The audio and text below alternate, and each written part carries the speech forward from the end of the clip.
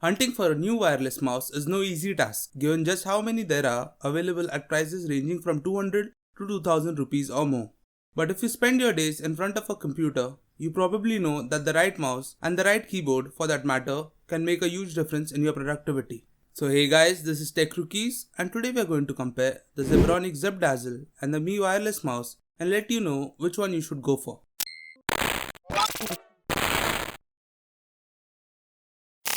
The Zeb Dazzle comes in a stylish design with a matte finish, while the Mi mouse comes in a comfortable design. Both the mouses are very compact in size and weigh similarly at 48 grams and 56 grams respectively. You won't feel much difference in the weight while holding this mouse side by side.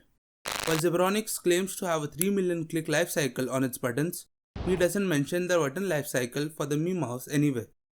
But we must expect around the same life cycle as the Zebronics mouse, if not more. Talking about the scroll bar, the Zebronics mouse is not as smooth compared to the Mi mouse scroll bar. Both the mouses come with a high precision optical sensor which rates at 1200 dpi, and both the mouses have a long battery lives powered by the single AA battery and comes with a nano receiver for plug and play functionality.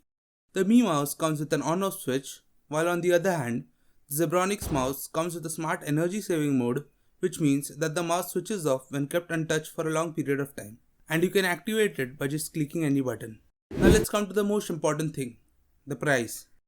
You get the Mi mouse for Rs 500, whereas the Zebronics mouse comes for just under 300.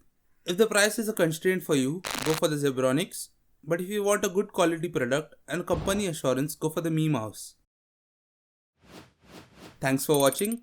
If you enjoyed the video, hit the like button, comment down below, subscribe and hit the bell notification button to get notified whenever we upload a video.